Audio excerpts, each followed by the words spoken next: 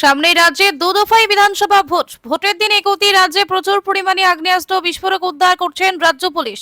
ঠিক এদিন মুর্শিদাবাদের জলঙ্গি থানা সাহেবরামপুর সর্দারপাড়া এলাকায় গোপন তথ্যের ভিত্তিতে গতকাল রাত্রে অভিযান চালিয়ে সন্দেহভাজন অবস্থায় আমিনুল হক নামের এক ব্যক্তিকে জিজ্ঞাসাবাদ করে তার কাছ থেকে উদ্ধার হয় একটি 7mm পিস্তল, 2 রাউন্ড গুলি, একটি খালি ম্যাগাজিন। তারপরে তাকে গ্রেফতার করে পুলিশ। পুলিশ সূত্রে জানা যায় আমিনুল হক তার বাড়ি জলঙ্গি থানা এলাকায়। তবে কি কারণে নির্বাচনের আগে আগ্নেয়াস্ত্র নিয়ে এলাকায় ঘোরাঘুরি করছিল তার ইতিমধ্যে তদন্ত শুরু করেছে পুলিশ। ধৃতকে আজ অর্থাৎ শনিবার বহরমপুর জেলা আদালতে তোলা হয় 5 দিনে পুলিশি হেফাজতের আবেদন জানিয়ে। ব্যুরো রিপোর্ট, বাংলার কণ্ঠ।